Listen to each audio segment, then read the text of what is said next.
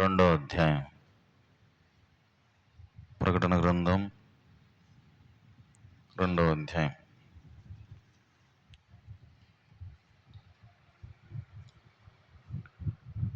ఈ అధ్యాయము 1 నుంచి 7 వచనాలు మార్చి చదువుదాం. ఎఫెసులో ఉన్న సంఘపు దూతకు ఇలాగు రాయము. 7 నక్షత్రములు తన కుడి చేత పట్టుకుని 7 దీపస్తంభముల మధ్య సంచరించేవాడు చెప్పు సంగతులేవనగా,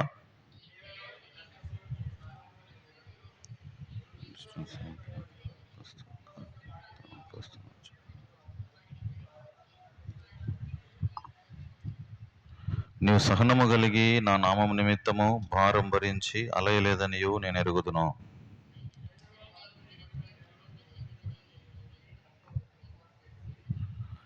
నీవు ఏ స్థితిలో నుండి పడితివో అది జ్ఞాపకం చేసుకుని మారు మనసు పొంది ఆ మొదటి క్రియలను చేయము.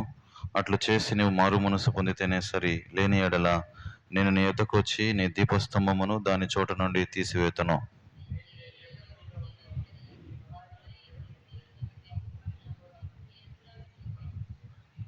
చెవిగలవాడు ఆత్మ సంగములతో చెప్పుచున్న మాట వినుగాక. జయించువానికి దేవుని పరదేశంలో ఉన్న జీవ వృక్ష ఫలములు భుజింపనెత్తును. ప్రభు సాయం నిమిత్తం చిన్న ప్రార్థన చేస్తాం. పరిశుద్ధుడైన తండ్రి, ఈ యొక్క రాత్రికాల సమయం ప్రభు మేమందరం నీ పాదసన్ని చేరొచ్చాము. మేమేం నేర్చుకోవాలో మాకు బోధించుమో. ప్రకటన 2వ అధ్యాయం ధ్యానించుండగా నీ మాటలు మాకు అనుగ్రహించుమో. ఈ యొక్క కూడికను ఆశీర్వాదకరంగా చేయమా ప్రభువా. నీ కలువరిశిలో రక్తదారుల కిందికి నన్ను మమ్మల్ని తీసుకొస్తున్నాం ప్రభువా. ఈ యొక్క దినము ఉదయం నుంచి ఇంతవరకు కాపాడుతూ వచ్చిన ప్రియులందరినీ బట్టి నాకు వందనాలు ప్రభువా. నీ యొక్క పాద సన్నిధిలో నీ ముఖ స్వరూపమును చూచి మా హృదయములో ఉన్న ప్రతి విధమైన సమస్య, ప్రతి విధమైనటువంటి కలవరము, శోధన, శత్రు తీసుకొచ్చే ప్రతి విధమైన పోరాటములన్నిటినీ ప్రభా తొలగించుకొని నీ స్వరూపములో ఉన్న తేజో మహిమను మేము పొందినట్లు ప్రభా నీ యందు ఆనందించినట్లు సహాయం చేయమని ప్రార్థన చేస్తున్నాం. వారికి యేసు తప్ప ఇంకెవరు కనపడలేదు. వారు ప్రభా యేసు ముఖమును చూచి ఆనందభరితులై ఇంటికి వెళ్ళిరనేటటువంటి ప్రభా ఎవరు ఖాళీగా వెళ్లకుండా మేమందరము నీ ముఖ స్వరూపమును చూచి ఆనందించినట్లు సహాయపడమని, ఈ కొడుకును ఆశీర్వాదకరంగా చేయమని యేసు క్రీస్తు ప్రభు నామమును ప్రార్థించి స్తుతించి అడిగి వేడుకుంటున్నాం తండ్రి, ఆమె. అందరికి వందనాలమ్మా.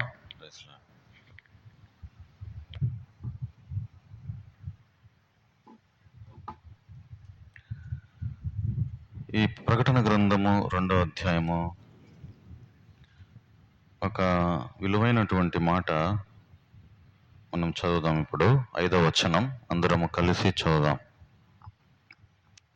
2వ అధ్యాయము 5వ వచనం. నీవు ఏ స్థితిలో నుండి పడితివో అది జ్ఞాపకం చేసుకుని మారు మనస్సు పొంది ఆ మొదటి క్రియలను చేయము. అట్లు చేసి నీవు మారు మనస్సు పొందితేనే సరి. లేని ఎడల నేను నీ వద్దకు వచ్చి నీ దీపస్తంభమును దాని చోట నుండి తీసివేతను. చదువుకున్న ఈ లేఖన భాగం ప్రభు మన కొరకై ఆశీర్వదించునుగాక. గడిచిన వారంలో మనము ప్రకటన 1వ అధ్యాయము ధ్యానిస్తూ వచ్చాం. ఈ దినము మనము 2వ అధ్యాయము పూర్తిగా ధ్యానిస్తాం. ఈ అధ్యాయంలో ఒక 4 సంఘాల గురించి రాయబడతా వచ్చింది. 7 సంఘములు. 7 అనే మాట ప్రకటన గ్రంథంలో అనేక పర్యాయాలు రాయబడుతూ వచ్చింది. 7 ఆత్మలు, 7 సంఘములు, 7 నక్షత్రములు, 7 దీపస్తంభములు, 7 అనేటటువంటి సంఖ్య అనేక పర్యాయాలు ఈ ప్రకటన గ్రంథంలో రాయబడుతూ వచ్చినాయి. అయితే ఈ 2వ అధ్యాయము 3వ అధ్యాయము ఈ 7 సంఘాల గురించి రాయబడుతూ వచ్చింది. ఈ 7 సంఘాలు, 7 సంఘములు, వాటికి ఉన్నటువంటి ప్రత్యేకత ఏమిటి? ఈ 7 సంఘాలు వాటికి ఉన్నటువంటి మంచి లక్షణాలు ఏంటివి? వాటికి ఉన్నటువంటి లోపములు ఏంటివి? అయితే దేవుడు వారికి ఇచ్చినటువంటి బహుమానం, వారికి ఇచ్చినటువంటి వాగ్దానం ఏమిటి అనే విషయాలు ఈ సంఘముల గురించి మనం తేటగా నేర్చుకోవచ్చు. అయితే మొట్టమొదటిగా ఇక్కడ రాయబడినటువంటి సంఘము ఎఫెసీ సంఘము. ఈ ఎఫెసీ సంఘము గురించి దేవుడు అనేకమైన విషయాలు రాస్తూ వచ్చాడు. ఆసియా అనే ప్రాంతంలో ఈ ఎఫెసు అనేటటువంటి సంఘం. ఎఫెసు అనేటటువంటిది ఒక ప్రాంతం. ఇప్పుడు ఈ ఎఫెసు దేనికి ప్రసిద్ధమైందంటే రాజకీయమైనటువంటి చర్యలు, రాజకీయమైన ప్రాంతం అంట. ఈ ప్రాంతంలో ఎక్కువగా రాజకీయాలు జరుగుతాయి ఈ ఎఫెసులో. అయితే ఇక్కడ ఒక సంఘము దేవుడు స్థాపిస్తూ వచ్చాడు. అయితే ఈ సంఘము ఈ ప్రాంతంలో ఎట్లా సంఘాలు ఏర్పడతా వచ్చినాయి అని అంటే, అపోస్తల కార్యములో ఒక మాట రాయబడతా వచ్చింది. అపోస్తల కార్యములో ఎట్లా సంఘాలు ఏర్పడతా వచ్చినాయి అనే విషయం మనం చూసినట్లయితే, వాక్యం విన్నారు, వాక్యం వినడాన్ని బట్టి అక్కడ సంఘాలు స్థాపించబడతా వచ్చినాయి. 16వ అధ్యాయం తీయండి, 16, 13 వచనం.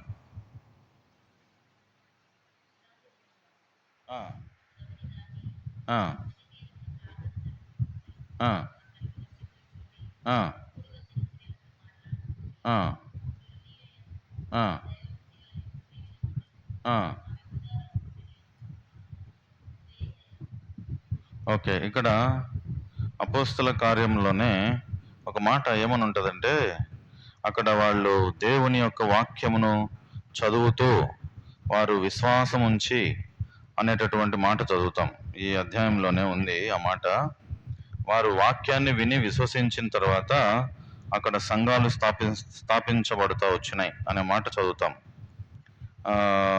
19వ అధ్యాయం చూడండి, 19:10. అపోస్తల కార్యములో 19:10.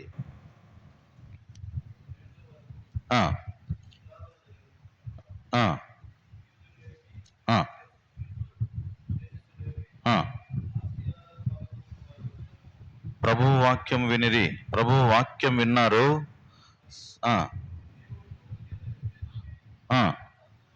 అద్భుతములు చేయించాడు. ఈ పౌలు చేత అద్భుతాలు చేయించాడు. అనేక మంది ఆసియాలో కాపురం ఉన్న వారందరూ ప్రభు వాక్యం విన్నారు.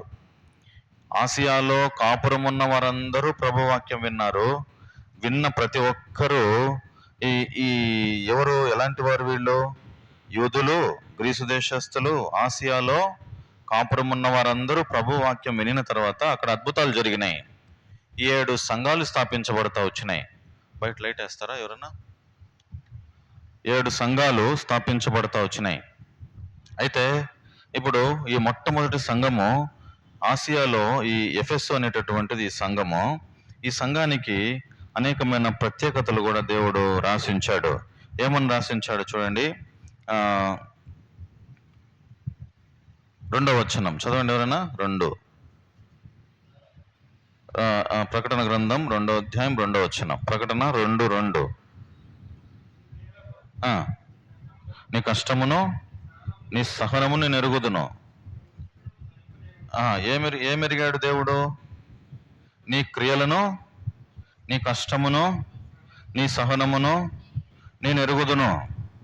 అంటే మన క్రియలు దేవునికి తెలియవు అనుకుంటాము, మన కష్టము దేవునికి తెలియదు అనుకుంటాము, మన సహనము దేవునికి తెలియదు అనుకుంటాం. అయితే దేవుడు చెప్పే మాట ఏంటంటే, నీ క్రియలను నేను ఎరుగుదును, నీ కష్టమును నేను ఎరుగుదును, నీ సహనమును నేను ఎరుగుదును. ఇంకా ఏం చెప్తున్నాడంటే, ఆ సంఘంకు ఉన్నటువంటి ప్రత్యేకత, మంచి లక్షణము, నీవు దుష్టులను సహింపలేవనియు, అపోస్తలు కాకయే తాము అపోస్తలమని చెప్పుకున్న వారిని పరీక్షించి వారి అబద్ధికులను నీవు కనుగొంటివనియు,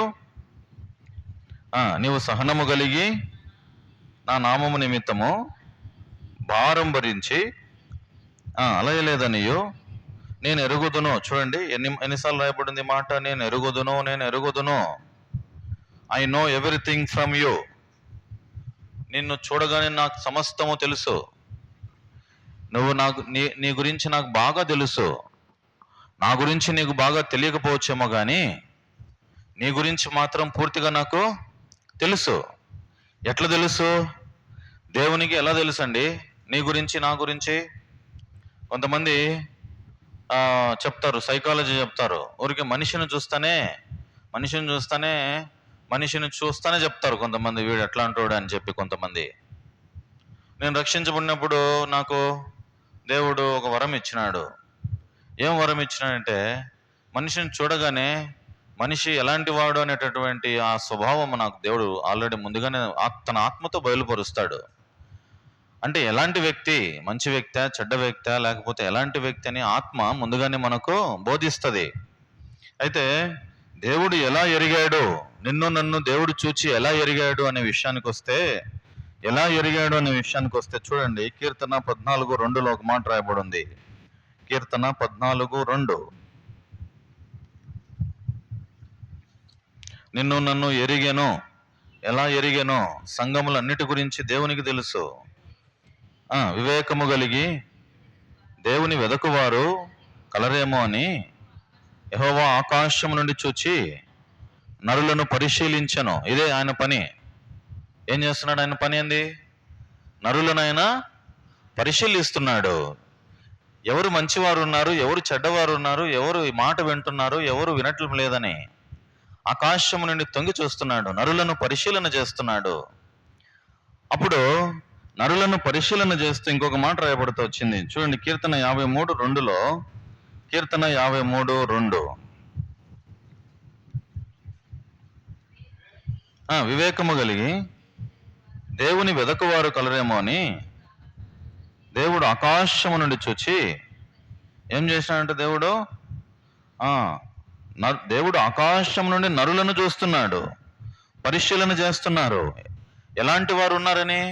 దేవుణ్ణి వెదకువారు ఏమైనా భూమి మీద ఉన్నారేమో అని దేవుడు ఆకాశం నుండి నరులను చూస్తున్నాడు. చూస్తూ పరిశీలన చేస్తున్నాడు, నిదానించి చూస్తున్నాడు.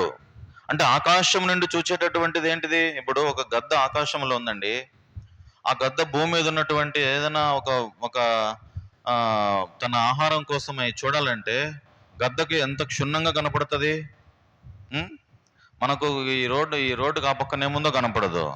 అట్లాంటిది ఆకాశము నుండి అక్కడి నుంచి చూస్తుంది అది. అప్పుడు చూసినప్పుడు బాగా నీట్గా కనపడదా గద్దకు? అట్లనే దేవుడు ఏం చేస్తున్నాడంట, నిదానించి చూస్తున్నాడు, నరులను పరిశీలన చేస్తున్నాడు. నిన్ను నన్ను ఎరిగెను అని రాయబడి ఉంది అనేక పర్యాయాలు. ఎరిగాడు. మనిషి హృదయంలో ఏం ఆలోచిస్తున్నాడు, మనిషి హృదయంలో ఏముంది అసలని ఆలోచిస్తున్నాడు, పరీక్షిస్తున్నాడు. కీర్తన 139లో ఏముందంటే, అన్ని చోట్ల ఆవరించున్నాడంట ఆయన. చూడండి, కీర్తన 139 1-4 వచనాలు చదివితే, 139 1, 2, 3, 4 వచనాలు. పరిశోధించి తెలుసుకొని ఉన్నావు. నేను కూర్చుండుట, నేను లేచుట నీకు తెలియదు, దేవునికి తెలుసు. నేను కూర్చోవడము, లేవడం దేవునికి తెలుసు. నాకు తలంపు పుట్టక మునిపే నీవు మనస్సు గ్రహించి ఉన్నావు. నా నడకను, నా పడకను నీవు పరిశీలన చేసి ఉన్నావు. బాగుగా తెలుసుకొని ఉన్నావు. యెహోవా మాట నా నాలుకకు రాకమునిపే అది నీకు పూర్తిగా తెలిసి ఉన్నది. చూడండి, సమస్తము తెలుసు నీ గురించి. ఆయన ముందర పోయి నిలబడితే చాలంతే, నీ గురించి నీ జీవిత చరిత్ర బట్టబయలైపోతుంది. నీ గురించి ఏమీ ఒకరు సాక్ష్యం ఇవ్వాల్సిన పని లేదు. ఎవరో పలాని వ్యక్తి ఇట్లా మంచోడు, పలాని వ్యక్తి అని చెప్పి నీ గురించి రికమెండేషన్ ఏం చెప్పాల్సిన పనిలే. మీ అమ్మ చెప్తుంది, నా కొడుకు చాలా మంచోడు ఈడా అని. అదే మాట దేవుని దగ్గర చెప్పించుకోగలుగుతావా? మీ అమ్మకు కాకి పిల్ల చాలా ముద్దు, అంతే కదా. బయట పోతే మీ అబ్బాయి ఎట్టాటోడో మాకు తెలుసు అంటాం. అది దేవుని దగ్గరికి పోతే మన విషయం ఎట్లా తెలిసిపోతుంది. మనం ఇంట్లో ఎట్లున్నామో, బయట ఎట్లున్నామో, దేవుని దగ్గర కూడా అట్లే ఉండాలా. మనము దేవుని ఎదుట ఆయన పరీక్షిస్తున్నాడు. కూర్చోవడం, లేవడం అన్నీ తెలుసు, సమస్తము తెలుసు. యోహాను సువార్త 2వ అధ్యాయంలో ఒక మాట రాయబడి ఉంది, 24వ వచనం, 2:24 చదవండి ఎవరన్నా. యోహాను సువార్త 2:24. యేసు అందరినీ ఎరిగినవాడు గనుక ఆయన తను వారి వశము చేసుకొనలేదు. ఆయన మనుషుని ఆంతర్యమును ఎరిగినవాడు కనుక ఎవడునో మనుషుని గురించి ఆయనకు సాక్ష్యం ఇయ్యనక్కర్లేదు. అందరినీ ఎరిగినవాడు, ఇక్కడ కూర్చున్న మన అందరినీ ఎరిగినవాడు, నన్ను ఎరిగినవాడు, మిమ్మల్ని ఎరిగిన వాడు. మనం ఎలాంటి వారమో తెలుసు ఆయనకు. మనం ఎంత మంచి వారమో, మన మంచితనం ఎలాంటిదో, మన పరిమాణం అంతా ఆయన లెక్క కడతాడు, ఎలాంటి వాడు ఈ అబ్బాయి అని. కాబట్టి సంఘములన్నిటి గురించి ఆయన చెప్తున్నాడు. నీ క్రియలు నేను ఎరుగుదును, నీ కష్టము నేను ఎరుగుదును, నీ సహనము నేను ఎరుగుదును. నాకు తెలియదు అనుకోవచ్చేమో. ఈ ఎఫెసీ సంఘానికి దేవుడు చెప్తున్నాడు, నీ గురించి సమస్తము నాకు తెలుసు. అయితే నీలో ఒక మంచితనం, నీలో మంచిది ఒకటి ఉంది. ఏముంది చూడండి, నీలో ఉన్నది ఏంటిదంటే 3-4 వచనం, 2-3 వచనాల్లో రాయబడి ఉంది. అయితే 4వ వచనంలో ఒక లోపం చెబుతున్నాడు. ఎఫెసీ సంఘానికి ఒక లోపం ఉంది. ఆ లోపం ఏంటిది? చెడు. ఆ సంఘానికి ఉన్నటువంటి చెడు ఏంటిదంటే చదవండి, 4వ వచనం చదవండి ఎవరైనా. మొదట నీకుండిన ప్రేమను నీ వదిలితివి, నీ మీద తప్పు ఒకటి మోపవలసి ఉన్నది. అయితే దేవుడు ఒక తప్పు మోపుతున్నాడు. ఏమని మోపుతున్నాడు? నీకుండిన ప్రేమను నీవు వదిలిపెట్టేశావు. మొట్టమొదట ఉన్నటువంటి ప్రేమను వదిలిపెట్టేశావు. దేవుణ్ణి నువ్వు మొట్టమొదట ఎంతగా ప్రేమిస్తా ఉన్నావో, దేవుణ్ణి నువ్వు ఎంతగా గాఢంగా ప్రేమించేవాడివో, ఇప్పుడు అలాంటి ప్రేమ నీకు దేవుని మీద ఉందా? అలాంటి ప్రేమ నీకు దేవుని మీద ఉందా? అదే అడుగుతున్నాడు ప్రశ్న. నీకు మొట్టమొదట నా మీద ఉన్నటువంటి ప్రేమను వదిలిపెట్టేసినావు. అయితే అలాంటి ప్రేమ ఇప్పుడు లేదు. మొదటి ప్రేమ నీకు లేదు. ఒక బంధువు ఎవరి ఇంటికన్నా పోయినాడు అనుకోండి. ఒక బంధువు వచ్చినాడు మన ఇంటికి అనుకుందాం. ఆ బంధువుకు మనం ఎంత మర్యాద చూపించి, ఎంత ప్రేమ చూపిస్తాం? ఒక రోజు వచ్చినాడు అనుకో ఆ బంధువుకి ఎంత ప్రేమ చూపిస్తాం? బాగా ప్రేమ చూపిస్తాం. 2వ రోజు చూపిస్తాం, 3వ రోజు. అదే బంధువు ఒక 10 రోజులు ఉన్నాడు అనుకో మీ ఇంట్లో,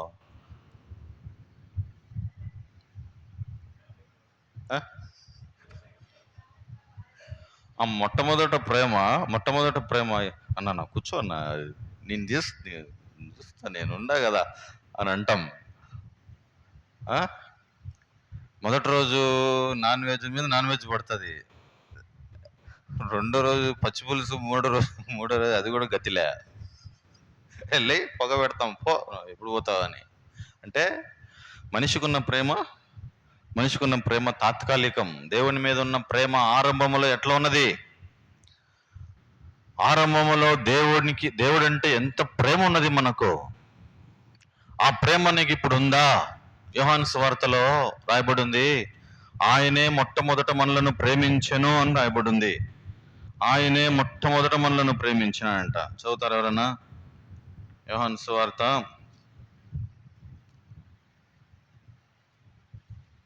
1 యోహాను సువార్త, యోహాను పత్రిక, సువార్త కాదు పత్రిక, 4వ అధ్యాయము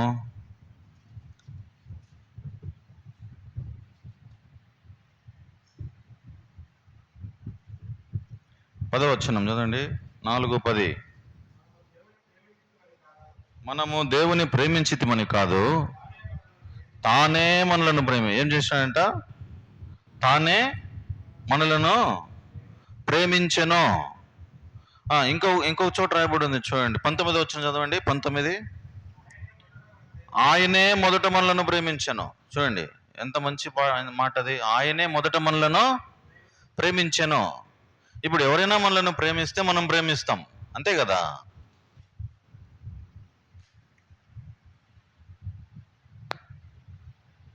కాబట్టి దేవుడే మనలను మొట్టమొదట ప్రేమించినాడు. ఒక మనిషి ఇంకొక మనిషిని ప్రేమించాలంటే ఏదో ఒకటి ఆశించి ప్రేమిస్తాడు, ఏదైనా దొరుకుతుందని ప్రేమిస్తాడు, లేకపోతే ప్రేమిస్తాడా? ఇప్పుడు నేను నిన్ను ప్రేమించాలంటే ఏదైనా ఆశించే ప్రేమించాలా, లేకపోతే నీ దగ్గర ఏమైనా దొరుకుతుందని ప్రేమించాలా? దేవుడే మనల్ని ఏం చేసినాడు? మొట్టమొదట ఆయనే మనలను మొట్టమొదట ప్రేమించినాడు. మనం ప్రేమించలే, ఆయనే ప్రేమించినాడు.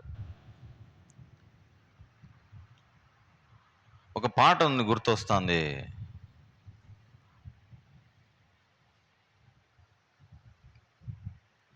నా వంటి నరుడొకడు నన్ను ప్రేమించిన, నా వల్ల నా ఫలము కోరు. నా వంటి నరుడొకడు నన్ను ప్రేమించిన నా వలన ఫలము కోరు. ఆహా, నీ వంటి పుణ్యనీతి నా వంటి పాపితో కేవలమేమీ లేక. యేసు, నన్ను ప్రేమించినావు, పాపినైనా నన్ను ప్రేమించినావు. ఆయనే ప్రేమించినాడు మనలను, మనమేం ప్రేమించలే ఆయనను. ఆ ప్రేమ ఎలాంటిదంటే అంత మంచి ప్రేమ. ఆయన మనలను దినదినము చూస్తున్నాడు, మన గురించి అన్ని తెలుసు ఆయనకు. కన్నులుండి కానకుండునా అని రాయబడి ఉంది ఆయన గురించి.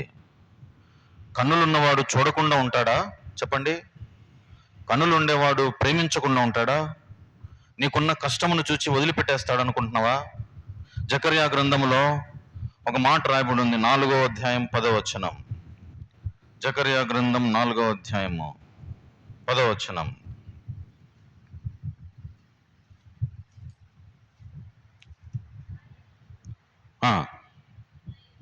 కార్యములు అలుపులై ఉన్న కాలమును తృణీకరించిన వాడెవడు? లోకమంతటను సంచారము చేయు యెహోవా యొక్క 7 నేత్రములు చేతిలో నూలుండుట చేత సంతోషించును. దేవుని నేత్రములు ఎన్నున్నాయంట? 7 నేత్రములు. యెహోవా యొక్క నేత్రములు లోకమంతటా సంచారం చేస్తున్నాయి, చూస్తున్నాయి, నిన్ను పరిశీలన చేస్తున్నాయి. నువ్వు ఎందుకు వచ్చినావో, నీ ఇంటిలో ఏ సమస్య ఉందో, నేను చూడకుండా ఏమీ లేడు. కన్నులుండి కానక లేడు ఆయన, చెవులుండి వినకుండా లేడు. నువ్వు అనుకోవచ్చు, నా పరిస్థితి, నా కష్టము దేవుడు చూస్తున్నాడా అని. నీ కష్టం బాగా తెలుసు దేవునికి. పౌలు అంటాడు, ఏమంటాడంటే, నాకు ముళ్ళుండుట నాకు ఇష్టమే, శ్రమనుందుట నాకు మేలే, ఈ ముళ్ళు పెట్టడం నాకు ఇష్టమే. కాబట్టి నువ్వు అనుకోవచ్చు, అరే ఎందుకు ఈ కష్టము నాకు, దేవుడు నన్ను చూస్తున్నాడా లేదని దేవుని తిడతాం మనం. ఆయనే మనలను ప్రేమించినాడు. ఎఫెసీ సంఘానికి ఒక లోపము చూపిస్తున్నాడు ఇప్పుడు ఇట్లా ఏలెత్తి. నీకు మొట్టమొదటి ఉన్న ప్రేమ లేదు, ఆ ప్రేమను విడిచిపెట్టేసినావు. ఇంకేమంటున్నాడంటే, ప్రకటన గ్రంథం 2వ అధ్యాయం, మొట్టమొదట నీకుండిన ప్రేమను నీవు వదిలిపెట్టేశావు. నీ మీద తప్పు ఒకటి మోపవలసింది. అయితే ఇప్పుడు నువ్వేం చేయాలంటే ఆ తప్పును, లోపాన్ని సరి చేసుకోవాలా. 5వ వచనం చెప్తున్నాడు, నీవు ఏ స్థితిలో నుండి పడితేవో అది జ్ఞాపకం చేసుకొని మారు మనసు పొంది ఆ మొదటి క్రియలను చేయము. ఇది హెచ్చరిక, గద్దింపు. ఇది ఎఫెసీ సంఘానికి ఒక గద్దింపు, ఒక హెచ్చరిక. ఏమిటి ఈ హెచ్చరిక, ఈ గద్దింపు ఏంటంటే, నీవు ఏ స్థితిలో నుండి పడ్డావో ఆ స్థితిని జ్ఞాపకం చేసుకో. ఆ స్థితిని జ్ఞాపకం చేసుకొని ఆ మారు మనసు పొంది మొదటి క్రియలను నువ్వు చేయాలా. రక్షించబడిన మనకందరికీ దేవుడు 5 సంగతులు ఇచ్చినాడు. 5 సంగతులు. రక్షించబడిన మనకందరికీ మొట్టమొదట మనము ఏ రోజు రక్షించబడినామో అది మనందరికీ తెలుసు. నేనైతే సెప్టెంబర్ 23, 2003 సంవత్సరం యేసుప్రభువును తెలుసుకున్నా. యేసుప్రభువును తెలుసుకున్న దినము నాకేమి ఇచ్చినాడు తెలిసిన? తెల్లని మంచి వస్త్రం, తెల్లని రక్షణ వస్త్రం ఇచ్చినాడు, సంతోషం ఇచ్చినాడు, పరిశుద్ధతనిచ్చినాడు. హృదయంలో కల్మషం లేదు, డాగు లేదు, ఏ బాధ లేదు, కష్టము లేదు, చింత లేదు. ఇంకా ఏమి ఇచ్చినాడు తెలిసిన? నిర్మలమైన మనస్సాక్షి. మొట్టమొదట మచ్చలేనటువంటి రక్షణ వస్త్రం ఇచ్చినాడు. నీకేమి ఇచ్చినాడు? మొట్టమొదట నేను రక్షించినాడు, రక్షణ వస్త్రం ఇచ్చినాడు. తర్వాత రెండవదిగా ఏమి ఇచ్చినాడంటే, నీకు మనందరికి ఇచ్చినాడు నిర్మలమైన మనస్సాక్షి ఇచ్చినాడు. ఇచ్చినాడా లేదా? నిర్మలమైన మనస్సాక్షి ఇచ్చినాడు. ఈ మంచి రక్షణను మనం ఏం చేస్తున్నామంటే నిర్లక్ష్యం చేస్తున్నాం. ఆ మొట్టమొదటి రోజు ఏమి ఇచ్చినాడంటే మంచి రక్షణ, విలువైన రక్షణ ఇచ్చినాడు. ఇంత గొప్ప రక్షణను మనం రోజు రోజు ఏం చేస్తున్నామంటే నిర్లక్ష్యం చేస్తున్నాం. రెండవదిగా ఏమి ఇచ్చినాడు? నీకు నాకు నిర్మలమైన మనస్సాక్షి ఇచ్చినాడు. తర్వాత ఆయన నీకు నాకు ఏమి ఇచ్చినాడంటే దేవుని వాక్యాన్ని ఇచ్చినాడు. ఏమి ఇచ్చినాడు? దేవుని వాక్యం ఎందుకు చెప్పండి? ఎందుకు దేవుని వాక్యము? మన పాదములకు దీపం, మన త్రోవకు వెలుగు. మన పాదములకు దీపము, మన త్రోవకు వెలుగు. ఇది మూడవ సంగతి. ఏమి ఇచ్చినాడు మనకు? ఈ దేవుని వాక్యం ఇచ్చినాడు. నాలుగవ సంగతి ఏమి ఇచ్చినాడంటే పరిశుద్ధాత్మ దేవుణ్ణి మన మీద ఉంచినాడు. ఇచ్చినాడా లేదా? ఈ పరిశుద్ధాత్మ దేవుడు ఎప్పుడైతే నీలో నింపబడతాడో అప్పుడు నీకు కుడికి కానీ ఎడమకు కానీ పోవద్దు, నువ్వు ఇదే చక్కటి త్రోవ అని చెప్పి నీ వెనకల నుంచి ఒక శబ్దం వినపడుతుంది, మంచి మార్గంలో నడిపిస్తుంది. కీర్తన 32:8 ఏముంది? నేను నీకు ఉపదేశము చేసేదను, నీవు నడవలసిన మార్గము నీకు బోధించేదను. బోధిస్తాడు ఆయన. ఎవరు బోధిస్తారు? పరిశుద్ధాత్మ దేవుడు బోధిస్తాడు. నాలుగవ సంగతి నీకేమి ఇచ్చినాడు? మనందరికీ మొట్టమొదటిగా ఏమి ఇచ్చినాడు? పరిశుద్ధాత్మని ఇచ్చినాడు. ఐదో సంగతి ఏమి ఇచ్చినాడు తెలిసిన? దేవుని మందిరాన్ని ఇచ్చినాడు, సంఘాన్ని ఇచ్చినాడు. మనం బలపడాలని, ఆరోగ్యంగా ఉండాలని ఇప్పుడు ఈ 5 సంగతులు ఇచ్చినాడు. ఇచ్చినాడా లేదా మనందరికీ? మొట్టమొదటిగా ఏమి ఇచ్చినాడు? రక్షణ ఇచ్చినాడు. రక్షణ వస్త్రం ఇచ్చినాడు. ఈ రక్షణను పోగొట్టుకుంటున్నాం, రక్షణను నిర్లక్ష్యం చేస్తున్నాం, రక్షణను కాల్దంతున్నారు కొంతమంది. ఏమంత విలువ చూపించటం లేదు రక్షణ విలువ. ఈ రక్షణ విలువ ఎంత తెలిసినా? కొన్ని కోట్లు పెట్టి లోకమంతా సంపాదించి ఇచ్చినా కూడా ఈ రక్షణ దొరకదు నీకు. అట్లాంటిది నీకు నాకు దేవుడు రక్షణ ఇచ్చినాడు. ఇంకేమి ఇచ్చినాడు? నిర్మలమైన మనస్సాక్షి. నిర్మలమైన మనస్సాక్షి, మంచేది చెడు ఏది గ్రహింపిచ్చినాడు. తర్వాత ఇంకేమి ఇచ్చినాడు? దేవుని వాక్యం ఇచ్చినాడు, ఎట్లా నడవాలో చూపించడానికి. తర్వాత మనకేమి ఇచ్చినాడు? పరిశుద్ధాత్మ. రే బాబు, ఆ బాబుని చూసుకో, బయట పోయినాడు. పరిశుద్ధాత్మను దేవుడు మనకి ఇచ్చినాడు. నాలుగోదిగా పరిశుద్ధాత్మని ఇచ్చినాడు. ఐదోదిగా చివరిగా దేవుని మందిరాన్ని, సంఘాన్ని ఇచ్చినాడు. అది మనకిచ్చింది. అయితే ఇప్పుడు ఏమంటున్నాడంటే నువ్వు ఏ స్థితిలో పడ్డావో, మొట్టమొదట నువ్వు ఎలా మందిరానికి వచ్చేవాడివో, మొట్టమొదట నీ హృదయం ఎలా ఉన్నదో, మొట్టమొదట దేవుని మీద నీకు ఎలా ప్రేమ ఉన్నదో, మొట్టమొదట ఎలాంటి మనస్సాక్షి నీకున్నదో, అలాంటివన్నీ నువ్వు కోల్పోతా వచ్చినావు. ఇప్పుడు నీలో పరిశుద్ధాత్ముడు ఉన్నాడా? నీలో పరిశుద్ధాత్మ దేవుడు నివసిస్తున్నాడా? పరీక్షించుకో. నాలో నిర్మలమైన మనస్సాక్షి ఉందా? పరీక్షించుకో. నాలో గొప్ప రక్షణ ఆనందము నాకుందా? పరీక్షించుకో. రక్షణ వస్త్రం పోయి ఇప్పుడు హృదయములో మరక పడిపోయింది. తెల్లగున్న నీ వస్త్రాలు, ఇప్పుడు ఆ వస్త్రాలను మరక అంటించుకుంటున్నావు నువ్వు కావాలని. ఆ మరక ఏదైతే ఉందో ఆ మరకను తీసివేసుకో. దేవుని రక్తముతో కడగబడాలా, పరిశుద్ధపరచబడాలా. దేవుని ఆత్మను దూరపరిచినావేమో, దుఃఖపరిచినావేమో. కాబట్టి పరిశుద్ధాత్మ చెప్పినట్టు విను. ఇవన్నీ నువ్వు ఎక్కడ పోగొట్టుకున్నావో, నువ్వు ఏ స్థితిలో నుండి పడ్డావో ఆ స్థితిని జ్ఞాపకం చేసుకొని మారు మనస్సు పొంది ఆ మొదటి క్రియలను చేయము అని రాయబడి ఉంది. తర్వాత అట్లా చేసి నీవు మారు మనసు పొందితేనే సరి, లేని ఎడల నేను నీ వద్దకు వచ్చి నీ దీపస్తంభమును దాని చోట నుండి తీసివేతును. ఇది ఎంత తీవ్రమైన హెచ్చరిక ఇది. నువ్వు మారు మనసు పొందాలా. నువ్వు ఏ స్థితిలో పడ్డావో అది జ్ఞాపకం చేసుకోవాలా. మారు మనస్సుకు తగిన ఫలములు ఫలించాలా. నువ్వు ఎప్పుడైతే ఇవన్నీ చేస్తా వచ్చినావో అప్పుడు నేను నీకు ఒక వాగ్దానం ఇస్తా. ఎఫెసీ సంఘానికి ఒక వాగ్దానం. ఏంటిది ఆ వాగ్దానం అంటే 7వ వచనంలో రాయబడి ఉంది. ఏంటిది? చదవండి. చెవి గలవాడు ఆత్మ సంగములతో చెప్పుచున్న మాట వినుగాక. జయించువానికి దేవుని పరదేశులో ఉన్న జీవవృక్ష ఫలములు భుజింపనిత్తును. ఏం ఫలములు అంటేవి? జీవవృక్ష ఫలములు. ఎక్కడున్నాయి ఈ జీవవృక్ష ఫలం? ఎక్కడుంది? పరదేశులో. ప్రకటన గ్రంథం 22వ అధ్యాయం 2వ వచనం. ప్రకటన గ్రంథం 22వ అధ్యాయం 2వ వచనం.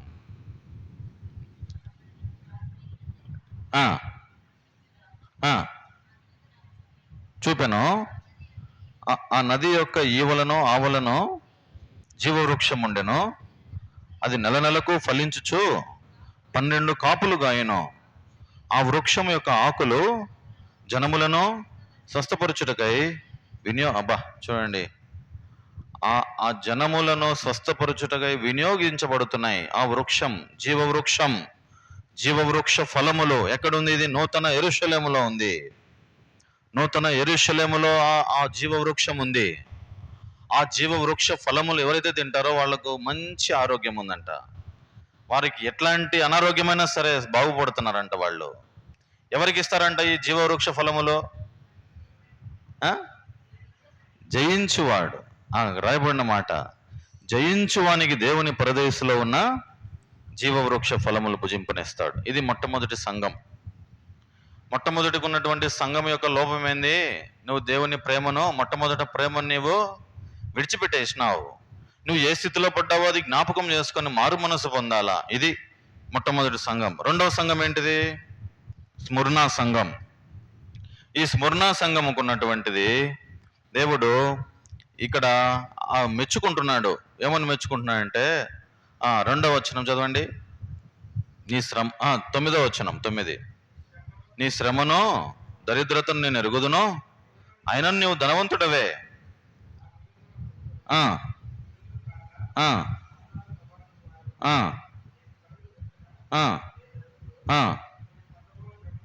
భయపడకుము, ఇదిగో శోధింపబడినట్లు అపవాది మీలో కొందరిని చెరలో వేయింపబోచున్నాడు.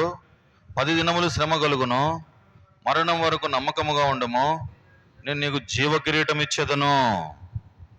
ఇక్కడ దేవుడు మెచ్చుకుంటున్నాడు. ఏమి లోపం ఏమి చూపించడం వల్ల. అయితే ఈ స్మరణలో శ్రమలు ఎక్కువ ఉన్నాయి. నీవు పొందబోవు శ్రమలకు భయపడొద్దు అని అంటున్నాడు.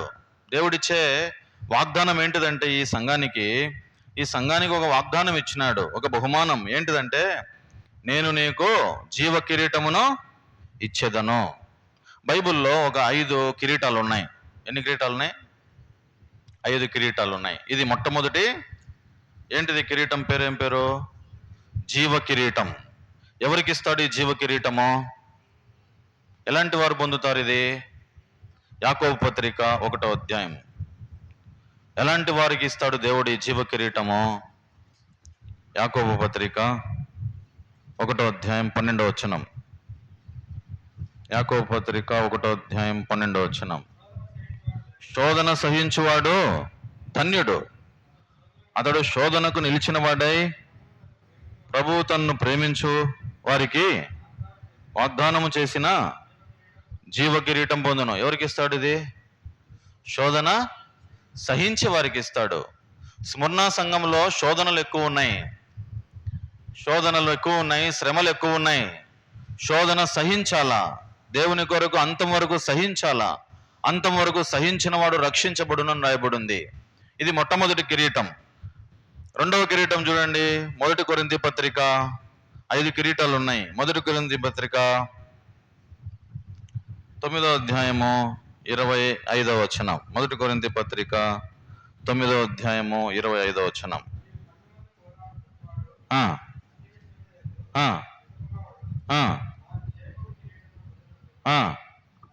మనమైతే ఏం కిరీటం ఇది?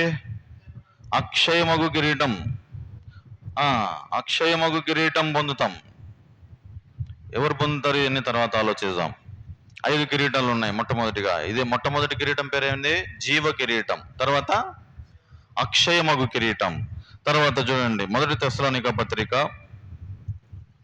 3వ కిరీటం. 1 తెస్సలోనిక పత్రిక 2వ అధ్యాయము 19వ వచనం. ఆనందమైనను అతిశయ కిరీటం. ఏం కిరీటము? అతిశయ కిరీటం. ప్రభువును బట్టి అతిశయించాలా. నాకున్న ఆస్తి, పేతురు అంటాడు, మీ దగ్గర వెండి బంగారాలు ఉండొచ్చు కానీ నాకున్నది ఏముంది? యేసు నామము కలిగి ఉన్నా. ఎంత గర్వమో, ఎంత గర్వంగా చెబుతున్నాడు ఆ మాట. ఏముంది ఆయనకు? పేతురుకి ఏముంది? అపోస్తల కార్యంలో ఉంది. ఏముంది? నాకేముంది? దేవుని నామం, యేసు నామం ఉంది నాకు. ఇది అతిశయ కిరీటం. ప్రభువు మెచ్చుకున్నవాడు యోగ్యుడు. నువ్వు అతిశయించాలంటే, నేను అతిశయించాలంటే, గర్వించాలంటే దేవుని బట్టే. నాకున్న దేవుడు, నన్ను రక్షించే దేవుడు లోకములో ఎవరు లేరు. 3 కిరీటాలు. ఏంటి ఆ కిరీటాలు? జీవ కిరీటం, అక్షయ కిరీటం, తర్వాత అక్షయ కిరీటము, అతిశయ కిరీటం. తర్వాత చూడండి 2 తిమోతి పత్రిక 4వ అధ్యాయం 7వ వచనం, 4వ సంగతి. 2 తిమోతి పత్రిక 4వ అధ్యాయం 7వ వచనం. మంచి పోరాటం పోరాడి తిని, నా పరుగు కడముట్టించి తిని. ఆ, ఆ, ఏం కిరీటం ఇది? నీతి కిరీటం. రైచియస్ నీతి ఆయన ముందర నడుస్తుందంట. ఆయన అడుగుజాడలలో అది నడుస్తుందంట. నీతి న్యాయమునకు సింహాసనాసీనుడు ఆయన. దేవుడు ఆయన ఏమిస్తాడు? నీతి కిరీటం ఇస్తాడు. తర్వాత ఇంకొక 5వ కిరీటం చూడండి, 1 పేతురు గ్రంథం 5వ అధ్యాయం. 1 పేతురు గ్రంథం 5వ అధ్యాయం 3-4 వచనాలు. 3-4 వచనాలు.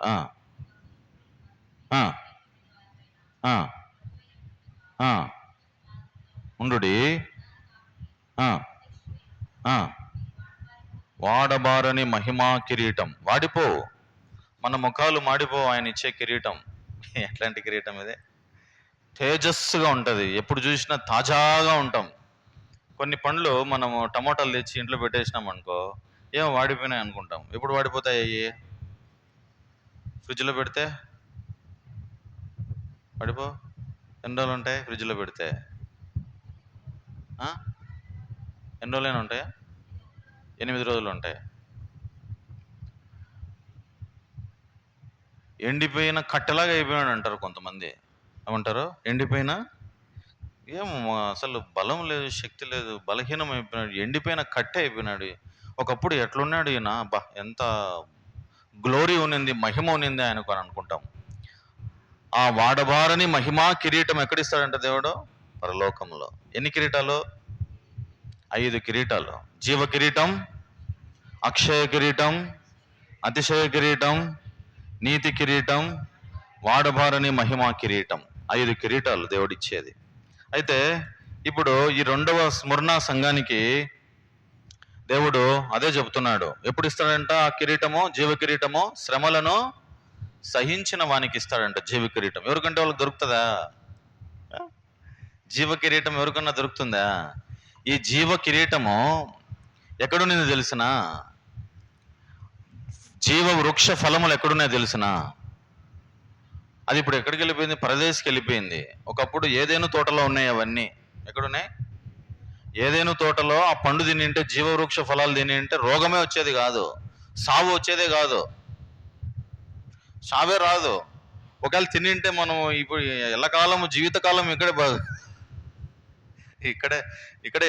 అప్పుడు ఎట్లుండేదో పరిస్థితి. అయితే దేవుడు ఏం చేసినాడు? దాన్ని తిననివ్వలే. అది ఊరికే దాని కష్టపడితేనే అక్కడ ఫలితం ఉంది, లేకపోతే లేదు. ఊరికే దొరకవు అవి. కష్టపడితేనే తర్వాత సుఖం ఉంటుంది, లేకపోతే సుఖం ఉండదు. ఊరికే దొరుకుతుంది. అదే క్రయం చెల్లించాలి. ఇక్కడ ఏం చెల్లించాలా? క్రయం చెల్లించాలా, సహించాలా. బాధలు, కష్టాలు, శ్రమలు, శోధనలు దేవుని కొరకు సహించాలా. అందుకని ఒక మాట రాయబడు, జయించిన వారు మాత్రమే పరదైసులో జీవవృక్ష ఫలములు భుజింపనిస్తాడు దేవుడు. ఇంకా ఏం రాయబడింది తెలిసిన? ఇది 2వ సంఘం గురించి. 3వ సంఘం ఏంటి? 3వ సంఘం పేరు ఏం పేరు? 3వ సంఘం ఏంటి? పెర్గానికి ఉన్నటువంటి ఒక మంచి లక్షణం ఏంటంటే, ఈ పెర్గము మత కలహాలు ఎక్కువగా ఉంటాయి, మత రాజకీయం. ఇదేమో ఎఫెస్ ఏమో రాజకీయ పట్టణము. ఈ స్ముర్ణ అనే పట్టణం ఎట్లాంటిదంటే, ఇది ఎక్కువగా ఇది చేస్తారు, ఎక్కువగా బిజినెస్ చేస్తారనమాట, వ్యాపారం చేసేటటువంటి పట్టణం ఇది. తర్వాత 3వది, ఈ పెర్గములో మత కలహాలు పుట్టించే మత పిచ్చి ఎక్కువ, విగ్రహాలు ఎక్కువ, విగ్రహ పూజలు ఎక్కువ. ఇలాంటి పెర్గములో ఏమున్నాడంట? సాతాను సింహాసనం ఉందంట. 13వ వచనం చదవండి. సాతాను సింహాసనం ఉన్న స్థలములో నీవు కాపురం ఉన్నవని నేను ఎరుగుదును, నా యందు మరియు చదువునా, సాతాను కాపురం ఉన్న స్థలములో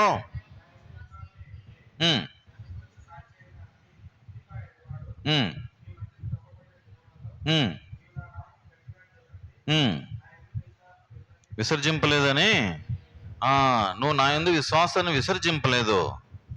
అయితే నీలో చాలా చెడ్డ లక్షణాలు ఉన్నాయి. ఏమున్నాయంటే అవి తప్పిదాలు మోపాల్సింది. ఏంటివి అవి? విగ్రహాలకు బలిస్తున్నావు, విగ్రహాలకు బలి ఇచ్చిన వాటిని తింటున్నావు, జారత్వం చేస్తున్నావు.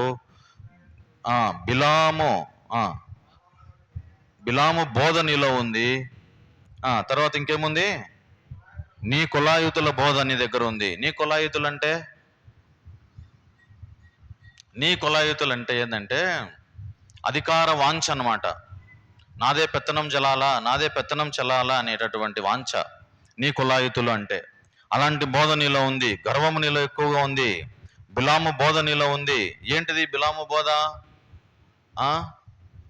అన్య వివాహాలు చేసుకోవడం, విశ్వాసులను కాకుండా అన్య వివాహాలు చేసుకోవడం, తర్వాత బహుమానాలను ఆశించడం, అదంతా ఉంది, అక్కడంతా రాయబడి ఉంది. అయితే నువ్వు కానీ ఎప్పుడైతే ఇట్లా ఉంటావో 16వ వచనంలో ఏముందంటే దేవుడు ఒక వార్నింగ్ ఇస్తున్నాడు, దేవుడు ఒక హెచ్చరిక ఇస్తున్నాడు. ఏం హెచ్చరిక?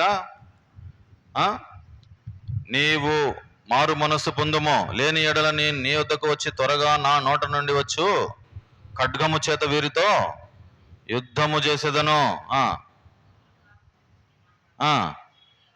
వినుగాక, ఖడ్గం వస్తుంది. ఖడ్గం అంటే దేవుని వాక్యమే. యుద్ధము చేసేదను. తర్వాత నువ్వు జయించాలా, ఇదంతా మార్చుకోవాలా. నా నోట నుండి వచ్చే ఖడ్గం. కాబట్టి ఆయన వాక్యమే ఖడ్గం. తర్వాత రాయబడి ఉంది ఇక్కడ ఈ సంఘానికి ఇచ్చినటువంటి వాగ్దానం ఏంటిదంటే, జయించువానికి మరుగై ఉన్న మన్నాను భుజింపనిస్తాను. ఒకటేమో మన్నాని ఇస్తాడంట, రెండోదేమో తెల్లని రాతిని ఇస్తాడంట, మూడోదేమో ఆ తెల్లని రాతి మీద ఒక కొత్త పేరు ఉంటుందంట. ఈ సంఘానికి 3 సంగతులు ఇస్తాడంట దేవుడు. మొట్టమొదటి సంఘానికి ఏమిస్తాడంట? జీవవృక్ష ఫలములు. రెండవ సంఘానికి, ఎఫెసీ సంఘానికి జీవవృక్ష ఫలములు, జయించిన వారికి. రెండవ సంఘానికి ఏమిస్తాడు? జీవ కిరీటం ఇస్తానన్నాడు. మూడవ సంఘం వాగ్దానం ఏంటిది? జయించువానికి మన్నాని ఇస్తాడంట. మన్నాను తర్వాత ఇంకేమిస్తాడు? తెల్లని రాతిని ఇస్తాడు. ఆ రాతి మీద చెక్కబడిన ఒక కొత్త పేరు ఉంటుంది. ఇక్కడేమో నీ పేరు భరత్, అక్కడికి పోతే ఆ పేరు దేవుడు ఒక కొత్త పేరు ఇస్తాడు. ఏం పేరు? ఇక్కడ ఉంటే కీర్తన అని పిలుచుకుంటాం, అక్కడికి పోతే కొత్త పేరు ఇస్తాడేమో. తెల్లని రాతి మీద, ఆ రాతి మీద చెక్కబడిన పేరు ఆ బిడ్డకే తెలుస్తుంది, కానీ ఎవరికి తెలియదు. అక్కడే తెలుస్తుంది అది, ఇక్కడ తెలియదు. అది కొత్త పేరు ఇస్తాడు. కాబట్టి ఇది మూడవ సంఘం. 4వ సంఘం ఏం సంఘం ఇది? తుయతైరా. ఈ తుయతైరా సంఘానికి దేవుడు అనేకమైనటువంటి మంచి సంగతులు రాయబడినాయి. నీ క్రియలు, నీ ప్రేమ, నా 19వ వచనం, నీ క్రియలు, నీ ప్రేమ, నీ విశ్వాసము, నీ పరిచర్య, నీ సహనము నేను ఎరుగుదును. నీ మొదటి క్రియల కన్నా నీ కడపటి క్రియలు మరీ ఎక్కువగా ఉన్నాయి. మంచివి ఇవన్నీ నీలో ఉన్నాయి.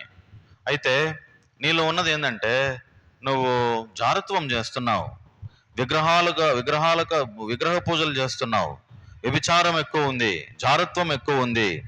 అంతే, ఇవన్నీ నీలో చాలా ఉన్నాయి. అయితే ఇవన్నీ నువ్వు జయించాలా. నువ్వు జయించితే నేను నీకేమిస్తాను తెలుసునా? చూడండి, జయించితే ఇక్కడ వచ్చినటువంటి వాగ్దానం ఏంటో చూడండి. 26, 27 వచనాలు. 26, 27. అధికారం పొందినట్టు జయించుచు అంతం వరకు నా క్రియలు జాగ్రత్తగా చేయడానికి జనుల మీద అధికారం ఇచ్చేదను, వారితో ఏలును, పగలగొట్టుదురు,